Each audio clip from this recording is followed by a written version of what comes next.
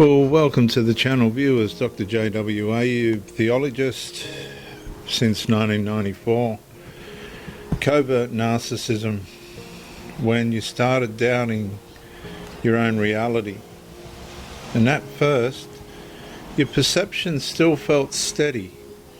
You knew what hurt, you knew what changed, you knew when something felt wrong. But slowly the relationship began training you to hesitate before trusting yourself. Not because reality disappeared, but because the trauma bond kept making reality emotionally expensive to admit. You would notice the inconsistency, then soften it. You would feel the withdrawal, then explain it. You would recognize the pattern, then question whether you were being unfair. And that is where covert narcissistic conditioning becomes psychologically dangerous. It does not always erase reality directly. It makes trusting reality feel relationally unsafe. So the nervous system begins adapting around doubt. Doubt before speaking, doubt before setting boundaries, doubt before naming harm, doubt before leaving, doubt before believing its own memory.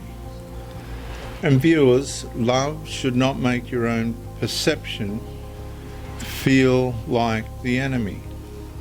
But in a covert narcissistic relationship, eventually it can. Especially after the repeated cycles of emotional withdrawal, intermittent warmth, denial, minimisation, blame reversal, and temporary reconnection keep interrupting clarity before it fully settles. And that's the limbo.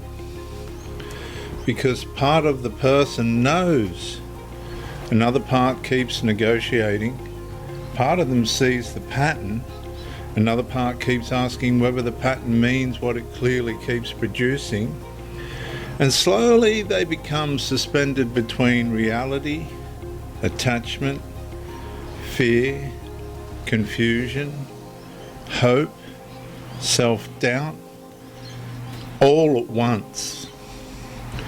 And the devastating part is this: the relationship no longer has to disprove the truth. It only has to make the person afraid of what the truth would require. And if they fully trust what they saw, they may have to stop waiting. If they fully trust what they felt, they may have to stop explaining. And if they fully trust what their nervous system knows, they may have to choose freedom over attachment. And that's why doubt becomes protective. Not healthy, protective. It produces the trauma bond from the full consequence of reality.